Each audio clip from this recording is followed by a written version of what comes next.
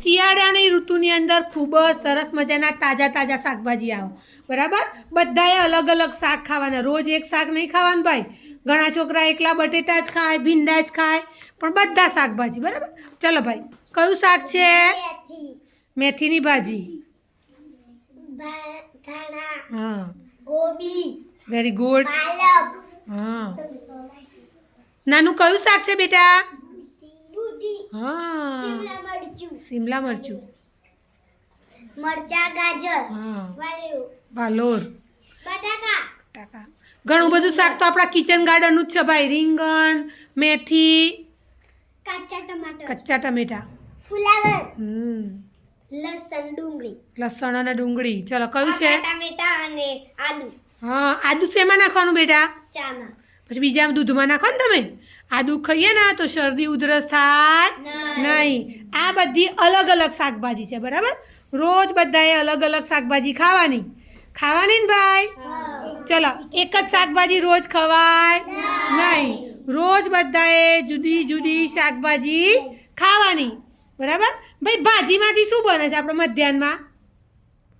લક્ષ્મણ કાકા મુઠિયા બનાવે છે ને?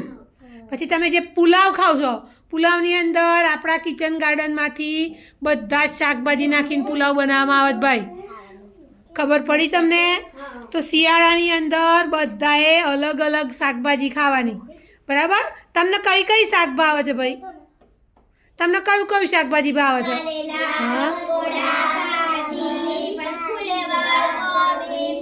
શિયાળામાં બધી શાકભાજીની મજા આવે બરાબર। હવે ઘણી બધી શાકભાજી છે, પણ એમાંથી આપણા જે શાકભાજી લીલા રંગની હોય, કયા રંગની ભાઈ?